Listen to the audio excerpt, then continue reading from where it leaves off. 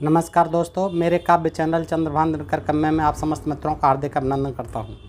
दोस्तों, आज मैं आपके समक्ष आतंकवाद पर कुछ दोहे प्रस्तुत करूंगा। इससे पूर्व मैं बताना चाहूँगा कि आतंकवाद आज से नहीं, आतंकवाद तो हज़ारों वर्षों से होता चला आया है। और ऐसे ही आतंकवादी एक तैमूर लंग के बारे में हमने और आपने बहुत पढ़ा है। वो एक लुटेरा था, विदेशी, बहुत खूंखार लुटेरा था। तो आज मैं आतंकवाद पर दोहे प्रस्तुत करने से पूर्व इस आतंकवादी के नाम, ऐतिहासिक जो विश्व प्रसिद्ध आतंकवादी रहा है तैमूर लंग, उसके बारे में कुछ बताना चाहता हूं। दोस्तों आइए सुनिए। तैमूर लंग का नाम कौन नहीं जानता, हमने और आपने सबने पढ़ा है इतिहास में। तैमूर लंग यानी तैमूर लंगड़ा। इस खूंखार लुटेरे का जन्म 6 अप्रैल 1336 को समरकंद, वर्तमान उज्बेकिस्तान में, तैमूर मुगल वंश में हुआ था। 1380 और 1387 के बीच उसने खुरासान, सीस्तान, अफ़गानिस्तान, फ़ारस, अज़रबैजान और कुर्दिस्तान पर आक्रमण किया और उन्हें जीतकर अपना कब्जा कर लिया था। चंगेज़ खां की तरह उसने भी निष्ठुरता एवं क्रूरता के साथ तमाम देशों को तलवार के बल पर लूटा, तहस नहस किया और करोड़ों लोगों को मौत के घाट उतार दिया था। अप्रैल 1398 में तैमूर समरकंद से एक भारी सेना लेकर भारत आया और सितंबर में सिंध, झेलम और रावी को पार किया। दिल्ली को तैमूर ने 15 दिनों तक खूब लूटा, लाखों लोगों का कत्लेआम कराया। दिल्ली को लूटकर, लाखों लोगों का कत्लेआम करवाकर समरकंद वह वापस लौट गया। इतिहास में इस तैमूर लंग चंगेज़ खां और सिकंदर महान से भी ताकतवर लुटेरा और खूंखार शासक माना जाता है। उसके समय एशिया के अनेक देशों की जनता इस लंगड़े, नाटे तथा क्रूप शैतान की शैतानियत से त्रस्त थी। उस राक्षस ने तमाम देशों को रौंदते हुए तहस नहस कर डाला था। ऐसे क्रूर कराल के सामने एक बार बंदियों को लाया गया और उनके भाग्य का निर्णय दिया जाने लगा। उन बंदियों में तुर्कमेनिस्तान का प्रसिद्ध कवि अहमदी भी था।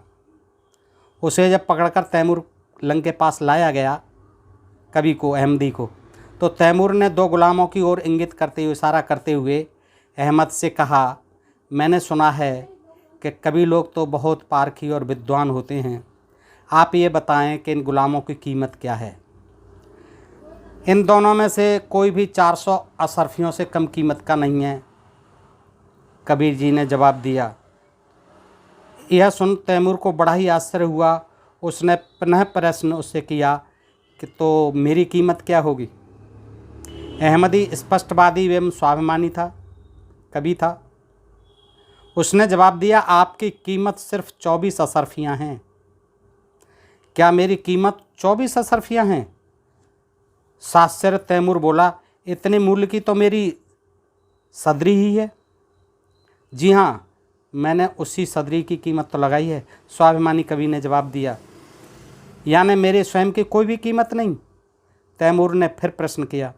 जी नहीं, जिस व्यक्ति में दया तनिक मात्र भी नहीं, भला ऐसे दुष्ट मनुष्य को मनुष्य की संज्ञा भी नहीं दी जा सकती, तो फिर उसकी कीमत भी भला क्या होगी। तैमूर के बारे में कही गई यह बात बिल्कुल सत्य थी। तैमूर समझ गया और चुपचाप रह गया और उसे कुछ दंड न दिया कवि को, क्योंकि वैसा करने से अहमदी द्वारा आंकी गई कीमत सही मानी जा सकती थी। अतः उसने अहमदी को पागल करार कर रिहा कर दिया। दोस्तों, इस तरह का खूंखार ये भी आतंकवादी ही था, लुटेरा था, खूनी था, बदमाश था। और ऐसे ही उसके वंशज आज कुछ आतंकवादी आज भी मौजूद हैं विश्व में, जो अपने आतंकवाद से त्राह त्राह करवा रहे हैं। जनता में त्राह त्राह मची हुई है, जहाँ देखो तहाँ कत्लेआम, हिंसा, खून खराबा हो रहा है। तो इसी संदर्भ में मेरे कुछ दोहे प्रस्तुत हैं, आइए सुनिएगा दोस्तों। मानवता के नाम पर ऐसे लोग कलंक, मानवता के नाम पर ऐसे लोग कलंक, फैलाते हैं विश्व में जगह जगह आतंक, फैलाते हैं विश्व में जगह जगह आतंक। हिंदू ईसाई नहीं, ना ही मुसलमान, हिंदू ईसाई नहीं, ना ही मुसलमान। वे कहते इंसान का कत्ल करे इंसान, जो कहते इंसान का कत्ल करे इंसान। जो ये कहते हैं कि इंसान इंसान का कत्ल करे तो वो ना हिंदू है, ना ईसाई है, ना मुसलमान है। ऐसे लोगों का कोई धर्म नहीं। केवल कत्ले आम का जिनके शीस जुनून, केवल कत्ले आम का जिनके शीस जुनून।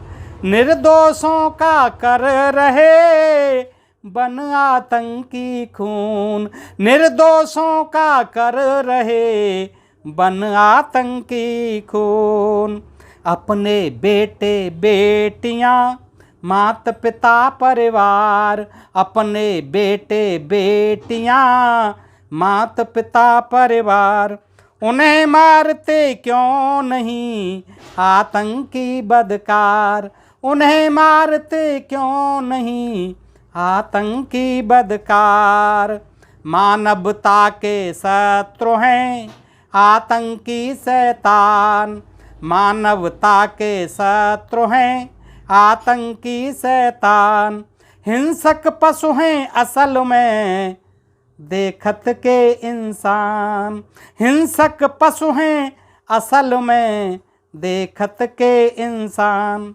जी हाँ, ये आतंकवादी शैतान हैं, मानवता के शत्रु हैं, हिंसक पशु हैं, देखने में ही केवल ये इंसान जैसे लगते हैं। केवल कत्ले आम ही जिन दुष्टों का कर्म, उनका मजहब है नहीं ना ईमान न धर्म, उनका मजहब है नहीं ना ईमान न धर्म। जिन दुष्टों का ये कत्ले आम ही दुष्कर्म है, उनका कोई न मजहब है, ना कोई ईमान है, ना कोई धर्म है। एक खुदा संसार का सब उसकी संतान, एक खुदा संसार का सब उसकी संतान। सब उसकी संतान तो क्यों कुछ है शैतान, सब उसकी संतान तो क्यों कुछ है शैतान। एक खुदा के सब बंदे हैं तो सब बंदे भले होने चाहिए, ये शैतान कहाँ से पैदा हो गए। ईसा मूसा राम जी ना कहता रहमान, ईसा मूसा राम जी ना कहता रहमान। कौन कहे इंसान का कत्ल करे इंसान, कौन कहे इंसान का कत्ल करे इंसान। ईसा मूसा राम जी रहमान, कोई ये नहीं कहता कि इंसान इंसान का कत्ल करे। तो फिर कौन कहता है? किस मजहब या धर्म का बतलाओ यह ज्ञान, किस मजहब या धर्म का बतलाओ यह ज्ञान। जो कहता इंसान का कत्ल करे इंसान, जो कहता इंसान का कत्ल करे इंसान। ऐसा कौन सा मजहब है, कौन सा धर्म है, किसका ज्ञान है बताइए जो ये कहता है कि इंसान का कत्ल इंसान करे। जिनको मजहब धर्म का नहीं जरा भी ज्ञान, जिनको मजहब धर्म का नहीं जरा भी ज्ञान। वे कहते इंसान का कत्ल करे इंसान, वे कहते इंसान का कत्ल करे इंसान। जिनको मजहब का, जिनको धर्म का जरा भी ज्ञान नहीं है, वो शैतान कहते हैं कि इंसान इंसान का कत्ल करे। वही इंसान शैतान इंसान का कत्ल करते हैं। दोस्तों, ये थे मेरे आज के आतंकवाद पर कुछ दोहे।